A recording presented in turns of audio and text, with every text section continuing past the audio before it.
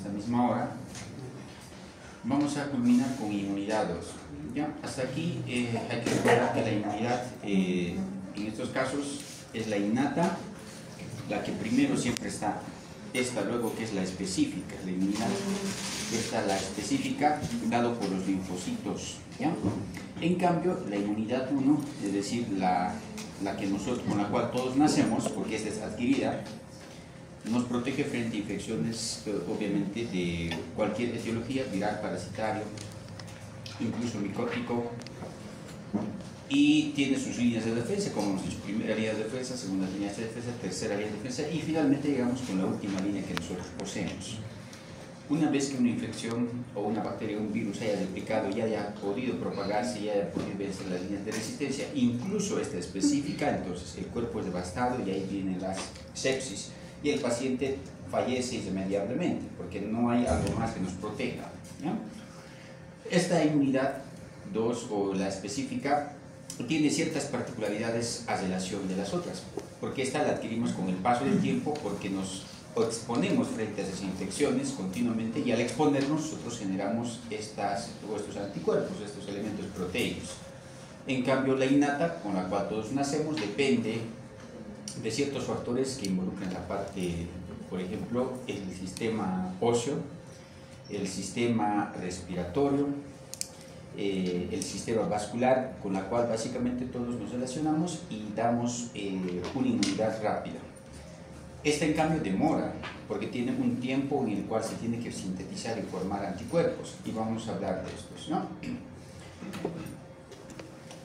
Recuerden ustedes, cuando nosotros hablábamos de la innata, nos referíamos a muchos medios de protección. Una de ellas era la fagocitosis, ¿verdad? Dado por los macrófagos, los tisulares, por ejemplo, su medio de empleo eran estos, la fagocitosis. Así como los neutrófilos también fagocitaban. Vamos a hablar un poquito. Ahora, esta específica o adquirida tiene dos mecanismos.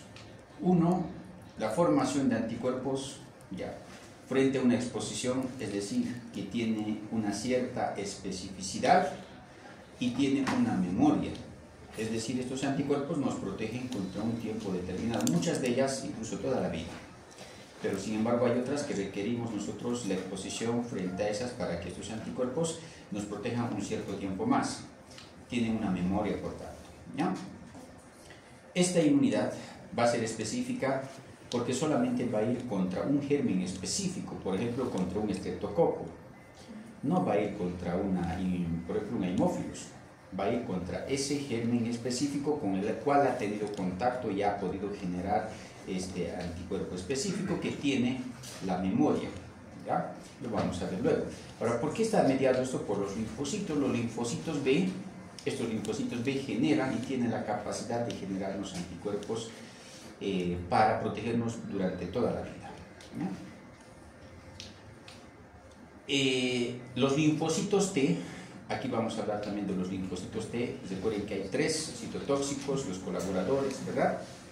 Los de por ejemplo, los citotóxicos, los natural killers, los colaboradores, ahí tenemos, y los supresores, los tres medían casi antes de que se formen los anticuerpos, junto a la par.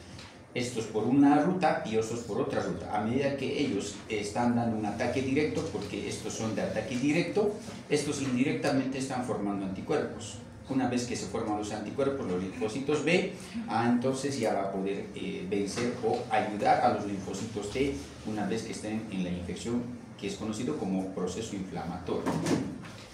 La generación de anticuerpos entonces también se llama inmunidad humoral, ¿no? En cambio, los linfocitos T solamente es mediadores celulares, es decir, ataque directo.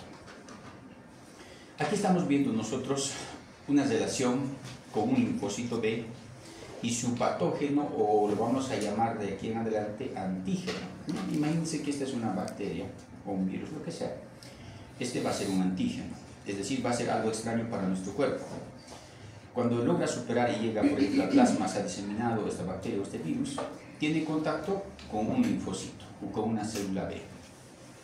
Obviamente, muchas de ellas están mediados en estos casos por los linfocitos B también, o T.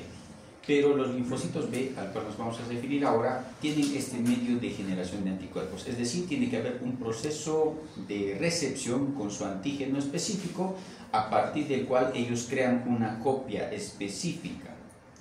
Es decir, básicamente lo reconocen este antígeno, lo copian, sus características moleculares proteicas, y de acuerdo a eso forman un complejo de histocompatibilidad aquí mediado bioquímicamente, y posteriormente van a ir a sintetizar las inmunoglobulinas específicas contra este germen que han tenido contacto. No van a servir para otros gérmenes, simplemente específicos para estos. Ahora, estos linfocitos, la base de esta inmunidad que nosotros estamos viendo, tiene su proliferación en el tejido linfático como tal. Recuerden que esto es en el tejido linfático, el tejido ganglionar ayuda, pero también el vaso y la médula. Entonces, todas dependientes de las células madre totipotenciales.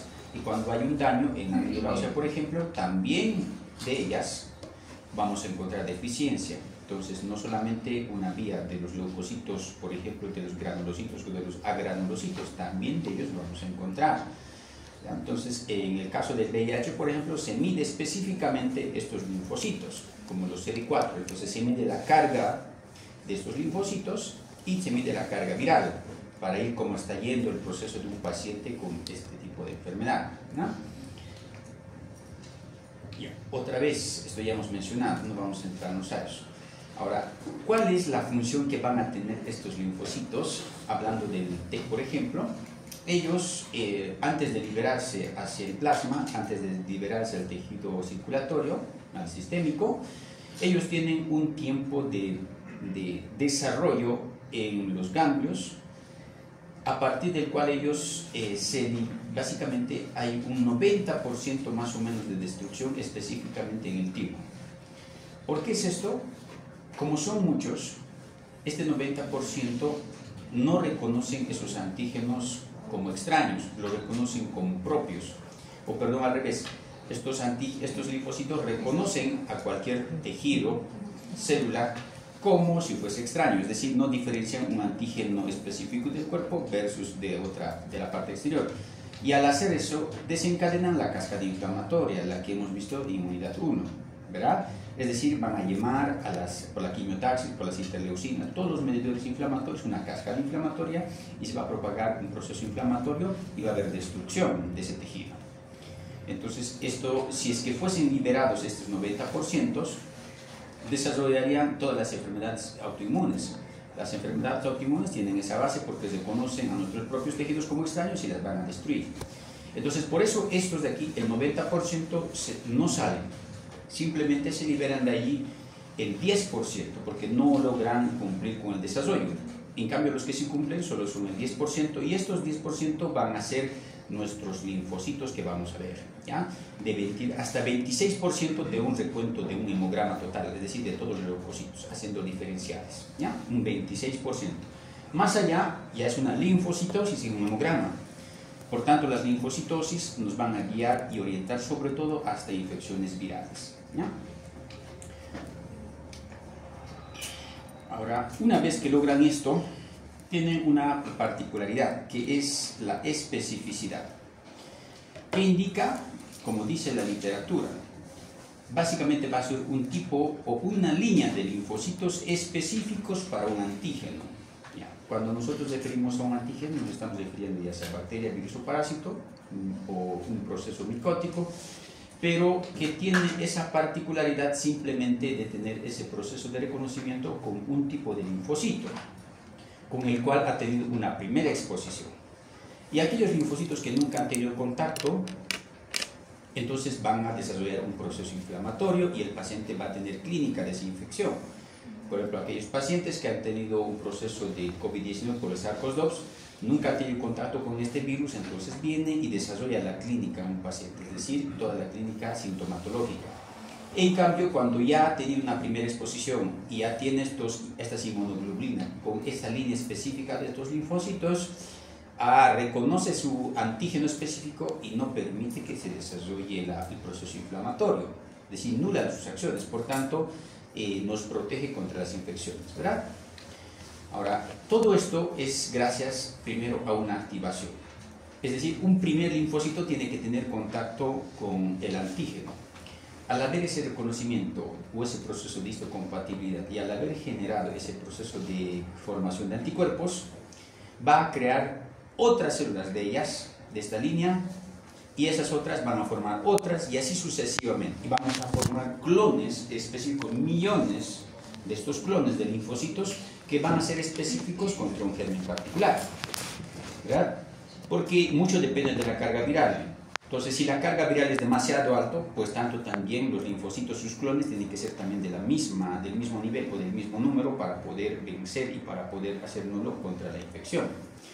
Entonces va a haber un proceso de clonación contra un germen específico y estos van a circular por el cuerpo dependiendo de qué antígeno hayan tenido contacto por un lapso, por ejemplo, de 6 meses, de 1 año, de 10 años, otros para toda la vida, es decir, nos protegen para toda la vida. Pero para esto primero tienen que tener el primer contacto con una línea específica de linfocitos. Y aquí estoy viendo lo que estamos hablando, ¿verdad? Aquí yo tengo, por ejemplo, un linfocito B maduro. Ha tenido contacto específico con un antígeno. Aquí están los antígenos, por ejemplo. Estos de aquí. Cuando tienen en contacto y median ese proceso inflamatorio, van a empezar a desarrollarse los anticuerpos, ¿ya? Estos son los anticuerpos de aquí, ¿no? Estos bracitos que salen. Esta línea de linfocitos, una vez que ha tenido contacto, ha copiado la estructura molecular, la parte genética de este antígeno específico, entonces va a ir a proliferarse y diferenciarse con esa misma carga, con esa misma señal, muchos linfocitos.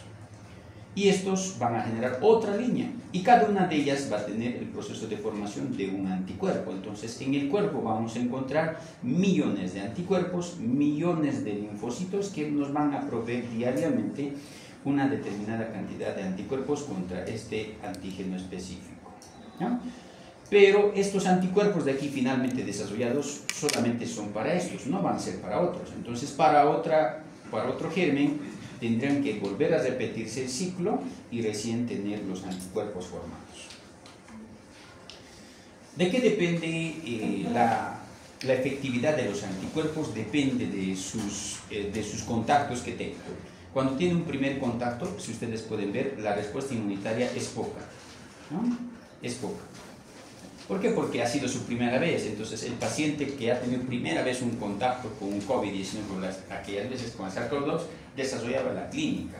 Dependiendo de su inmunidad, si la carga viral era demasiada, entonces el paciente podía incluso fallecer. Si era poca carga viral, entonces el paciente, la reacción que tiene en nuestro cuerpo, la inmunidad, le proveía una cierta resistencia, pero, sin embargo, superaba el antígeno versus la resistencia que nosotros ofrecemos. Por eso va a ser poca la cantidad. La respuesta primaria siempre es poca.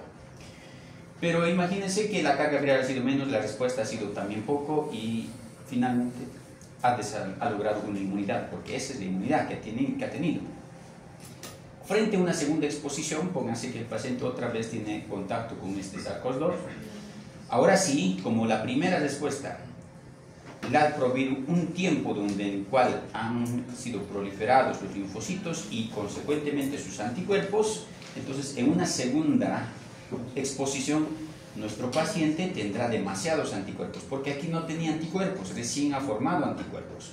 Pero cuando ya en una segunda exposición ya tiene anticuerpos, entonces nuestra respuesta es alta.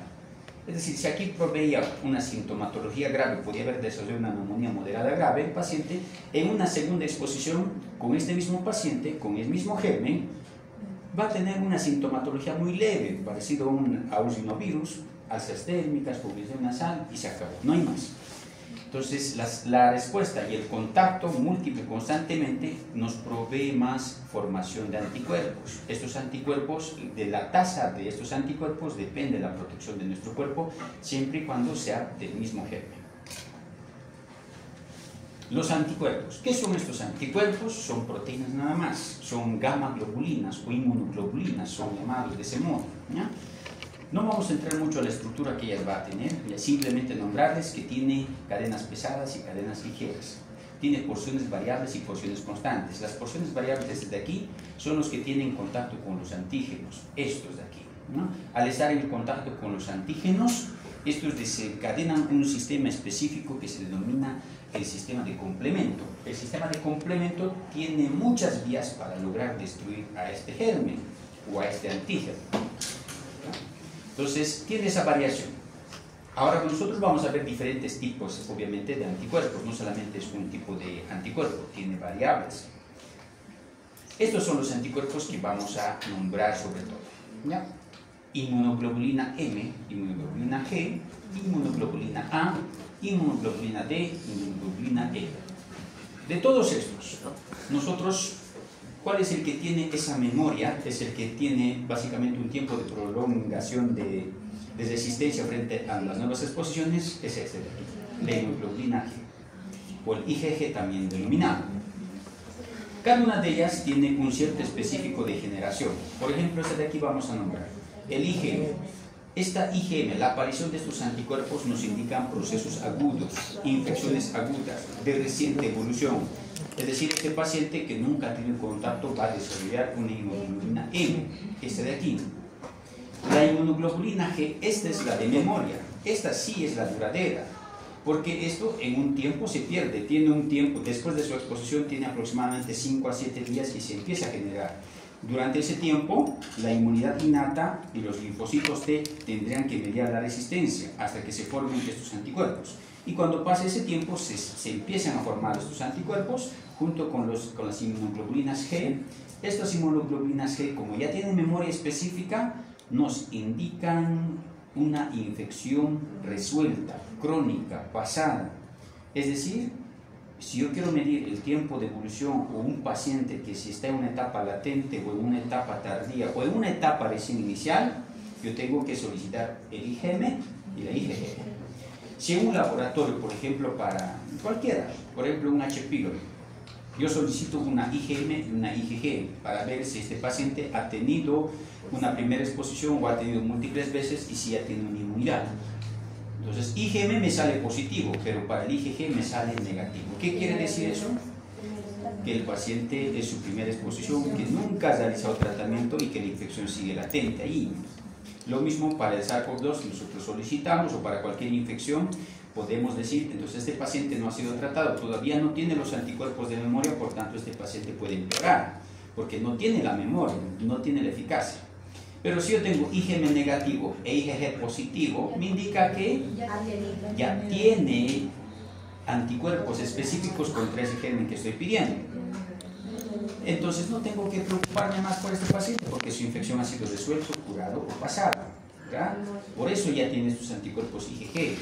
Pero si le sale a ambos, IgM e IgG, que les está diciendo que este paciente está con una infección en curso, pero que ya tiene anticuerpos IgG, es decir, este paciente está de salida de la infección, no me tengo que preocupar mucho. Cuando no tenga el IgG, entonces ahí sí hay que preocuparse, sobre todo si las infecciones son de mortalidad. En aquellas que no, que son como el IgG, como la H. pylori, por ejemplo, pues no tengo que tener problema, porque nunca le van a producir una mortal, a menos que se produzca una terapéutica, una enfermedad digestiva alta, y ahí sí, pero en las demás no, ¿no? Sobre todo cuando hablo de infecciones agudas que llevan al desenlace del fallecimiento a mi paciente, solo en esos casos, ¿ya? ¿Cuál de todas ellas más utilizamos? También los IgGs. Estas IgGs nosotros medimos para procesos alérgicos, para procesos de reacciones anafiloides o en contacto contra un germen o contra cualquier sustancia en realidad, incluso sea biológica o no biológica, que haya podido desencadenar estos anticuerpos. Estos anticuerpos se solicitan en procesos alérgicos, en procesos de reacciones inflamatorias locales y sistémicos, ahí se solicita. El sistema de complemento. Este sistema de complemento es específico de la inmunidad innata adquirida, ¿ya? Este sistema de complemento tiene como 20 rutas, son a cargo de 20 proteínas. Cada una de ellas tiene diferentes medios de eliminación contra el germen. Las más importantes vamos a mencionarlas, por ejemplo, el C1, el C9, el B y el D. Cada una de ellas vamos a mencionarlas, tiene una particularidad de ataque, ¿no? Estos dos, este sistema de complemento generalmente va por una vía que es la vía clásica, ¿ya? ¿Y cuáles son la forma de eliminar o de hacer resistencia contra estos gérmenes? La vía clásica, estos de aquí, sobre todo estos. Primero es la fagocitosis o la opsonización. Está a cargo de esta línea, que son los C3b. La fagocitosis, recuerden, llama y está a cargo de los neutrófilos y está a cargo de los macrófagos. Por tanto, intervienen ahí estas líneas particularidades. Y recuerden, los macrófagos y los neutrófilos responden frente a infecciones bacterianas, ¿verdad? Bacterianas. Las parasitarias, vamos a los eosinófilos, las virales, los linfocitos, y las bacterianas, los eosinófilos, ¿verdad? Todo tiene su línea. Entonces, como yo estoy viendo aquí la fagocitosis, y la fagocitosis es específico de estos dos, entonces, sobre todo, van a actuar contra infecciones bacterianas, ¿verdad? Recuerdan, lo embuten, lo llevan dentro al citoplasma y liberan enzimas proteolíticas y destruyen a la bacteria en cuestión, rompiendo su membrana y produciéndose una osmolaridad o un cambio de osmolaridad intracelular, y va a haber una lisis de la bacteria. Tiene otro, está casi justo igualita, pero esta ataca directamente a la membrana, que es la lisis, ¿ya? Esta, el C5b789, este es el que tiene ese ataque directo sobre las membranas celulares, ruptura directa. Y por tanto aquí hay una deficiencia de la osmolaridad intra y extra, y la bacteria tiene que eliminarse. La aglutinación. Esta aglutinación, este proceso de aglutinación no es tanto bactericida, sino es más bacteriostato, es decir, lo inactiva porque promueve la formación dentro de su superficie y no permite que se prolifere. Simplemente lo deja como atrapado, por eso es la aglutinación, y por ende se inactiva la infección. Y la neutralización viral, estos de aquí lo que hacen es quitar la virulencia, la patogenicidad aquí de las infecciones virales, y por tanto la inactivan también. Ahora, ¿cuáles son los mediadores que promueven la quimiotaxis? La quimiotaxis, recuerden, básicamente va a ser la liberación de sustancias específicas o mediadores inflamatorios llamados para que las otras líneas vengan. Por ejemplo, un primer contacto que ha tenido con un macrófago llama a través de una quimiotaxis porque va a liberar las citocinas, las interleucinas, que son estos mediadores inflamatorios, y van a llamar a los neutrófilos, por ejemplo, si la infección ha sido bacteriana. Si ha sido una infección viral, entonces llamarán a los linfocitos, ¿verdad? Entonces, la quimiotaxis es como una señal de auxilio, como una señal de llamada que se libera al torrente sanguíneo y estos proliferan al sitio local de la infección. Por ejemplo, si es una infección respiratoria, entonces sobre eso irá la quimiotaxis. La proliferación de bacterias o de linfocitos irán sobre esto, ¿no? La activación de los mastocitos y masófilos, estos dos son mediadores inflamatorios. Es decir, no tienen ataques directos. Lo que hacen todos estos es, por ejemplo, provocar una vasodilatación. Al provocar vasodilatación aumenta el flujo, y cuando hay más flujo hay más llegada de las líneas celulares específicas contra ese gen, ¿ya? Eso es lo que hace. Aquí ustedes están viendo la cascada del complemento. Desde la parte superior, cuando tiene el contacto anticuerpo-antígeno, va a desencadenar toda esta cadena, el sistema de complemento, dependiendo de qué infección haya sido, obviamente, ¿verdad? Entonces, por ejemplo, si es una bacteria, desencadenará una fagocitosis extensa, una opsonización extensa, ¿verdad? Desencadenará. Y cada una de ellas, obviamente, tiene sus refuerzos, como lo es este caso. Por ejemplo, la G5A llama a los leucocitos, específico contra infecciones bacterianas. Desencadena la quimiotaxia, es decir, se liberan interleucinas, se libera ahí procesos inflamatorios y ya. Ahora, si yo estoy viendo casos, por ejemplo, de una reacción alérgica, entonces sí, se van a liberar mediadores inflamatorios. O infecciones parasitarias, se van a desencadenar mediadores inflamatorios. Y así sucesivamente, dependiendo si es germen bacteriano, parasitario, viral, entonces se van a desencadenar toda la línea. ¿Cuál es el fin de todos estos? Es provocar lisis celular, ¿verdad? Es eliminación o inactivación. Ese es el fin. Ahora vamos a hablar de las células T. Las células T, una de ellas que es las colaboradoras, lo que hacen es, como dice su nombre, colaborar a los de ataque directo a los citotóxicos. Y regulan de esta manera. Si no habrían estos de aquí, básicamente nosotros veríamos una deficiencia contra los ataques directos. Estos son numerosas, las más numerosas de las tres, y lo que hacen es mediar los procesos inflamatorios. Por ejemplo, van a permitir la liberación de las linfocinas y de las interleucinas. Estos, a su vez, ¿qué hacen? Llaman a las otras líneas celulares, es decir, promoviendo que ese primer contacto que ha tenido en los pulmones o algún sitio específico del cuerpo se propague más. Es decir, que la lesión, el proceso inflamatorio, no tiene que pasar de local a sistémico, que se quede ahí nada más, si ha sido una neumonía que se queda en la neumonía, no llegue a otras partes del cuerpo, porque si va a llegar y se va a diseminar por el torrente sanguíneo, va a producir una sepsis, y la sepsis seguramente llegará a la mortalidad del paciente. Las funciones de las interleucinas son muchas, todas ellas son mediadores inflamatorios, y son varias. Vamos a nombrar algunas nada más. Por ejemplo, la interleucina 2 lo que hace es estimula el crecimiento y proliferación de las células citotóxicas, es decir, propaga el ataque directo específico, y además permite la liberación de las células T supresoras. Estos controlan la infección, porque si solo actuasen los citotóxicos destruirían prácticamente a todo el cuerpo, porque son fuertes, son los más agresivos. En cambio, los supresores median que la propagación no pase del local sistémico. Por ejemplo, tengo la interleucina 4, 5 y 6. Estos permiten la formación de más anticuerpos, es decir, si se forman más linfocitos de tipo B, entonces más formación de anticuerpos. Entonces, estos promueven la alta tasa de fidelidad de los anticuerpos. Y así sucesivamente podemos nombrar a cada una de ellas.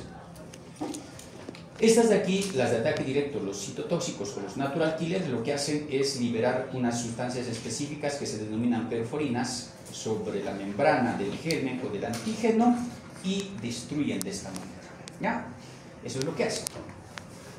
Los supresores, lo que habíamos dicho, suprimen la función de las células T natural killer y de los mediadores que liberan las interleucinas. Al suprimir lo que están haciendo estos, van a promover que la inflamación solo se mantenga local. Cuando ya pasa a ser sistémico, por ejemplo, si estoy hablando de una infección, entonces llega una sepsis. Si estoy hablando de un proceso alérgico y que no ha sido mediado, va a desencadenar una reacción anafiláctica y el paciente probablemente me fallece. Entonces, lo que hace la función de las supresoras es justamente regular las altas concentraciones de las células T colaboradoras y de los natural killers. Eso es lo que hace. Y aquí ustedes están viendo un proceso inflamatorio de todo lo que estamos hablando. Imagínense que aquí ha ingresado un antígeno específico, una infección viral o bacteriana. Inmediatamente viene la primera línea de defensa, que son los macrófagos tisulares, donde haya provenido. Fíjense que haya sido respiratorio, entonces sobre el parénquima pulmonar promueve la formación de los anticuerpos, en este caso de los macrófagos. Hay una primera reacción inflamatoria y los macrófagos permiten la formación de las interleucinas, llaman. Estas interleucinas se propagan por el torrente sanguíneo y van a propagar la llegada de la segunda y tercera línea. Entonces vendrán los neutrófilos, ¿ya? Vendrán allí los linfocitos, y cuando tienen los linfocitos, ellos desencadenan ataque directo, si estoy hablando de los linfocitos T, pero a su vez estos van a estar formando los anticuerpos con los linfocitos B. Entonces, a medida que está teniendo todo esto un proceso inflamatorio, se están preparando la formación de estos anticuerpos. Y cuando logren superar todo esto, entonces recién los anticuerpos tienen contacto como última línea para inactivar o para suprimir la infección.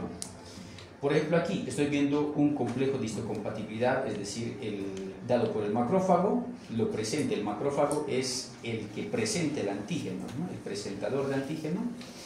Y cuando presenta, por ejemplo, aquí a los linfocitos, entonces estos ya están teniendo el contacto y van a estar empezando a formar las inmunoglobulinas. A su vez, los citotóxicos están promoviendo un ataque directo. Los linfocitos, por ejemplo, los natural killers promueven el ataque directo. Los linfocitos T colaboradores están promoviendo la formación de las interleucinas, las que hemos mencionado, y las 4, las 5 y las 6 están formando o propagando la formación de más linfocitos para que se formen más anticuerpos. Y los supresores están mediando este proceso inflamatorio, ¿verdad? Entonces, todo esto es una cascada inflamatoria. Cuando hay una invasión de algún germen, se desencadena una cascada inflamatoria.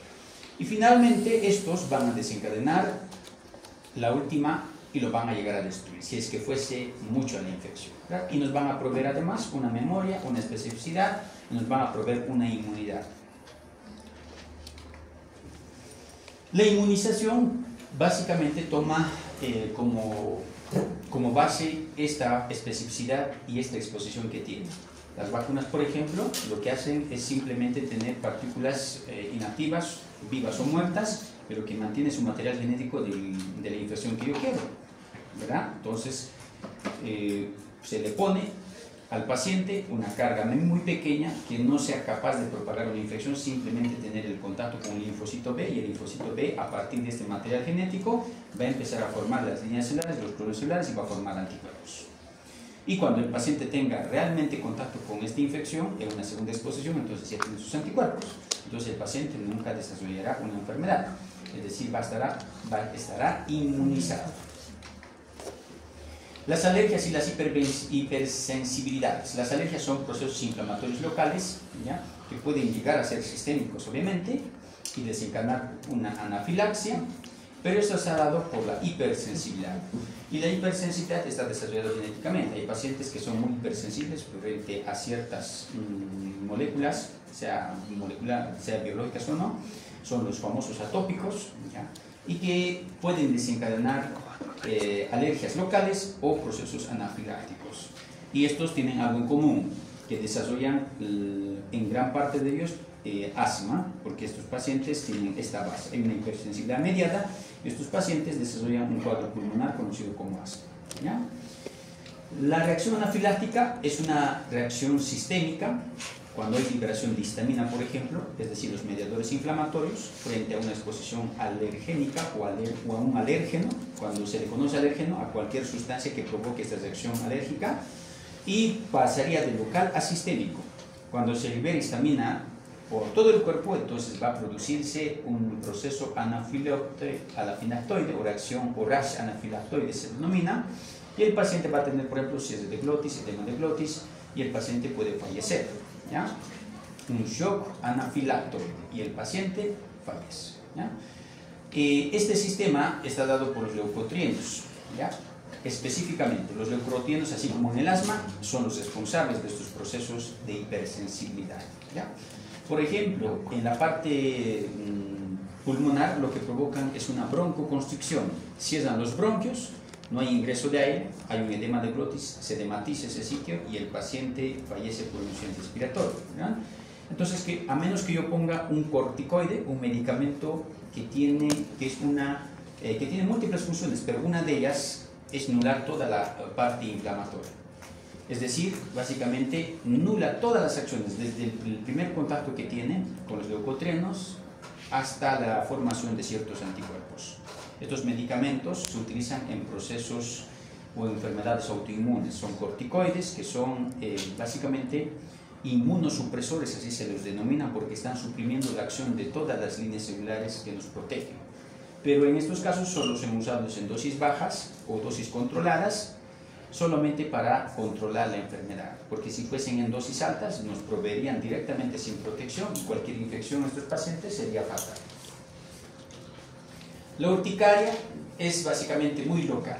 Aquí se libera histamina muy poquito, pero es muy local y produce un prurito intenso por la histamina, básicamente. Eso es lo que produce. Entonces, su tratamiento con los antihistamínicos anulan sus acciones, la liberación de estos. El asma, ya habíamos mencionado, dado por los leucotrienos, pero esto es local. Genéticamente dado, puede desencadenar incluso una actividad física, un perfume puede desencadenar.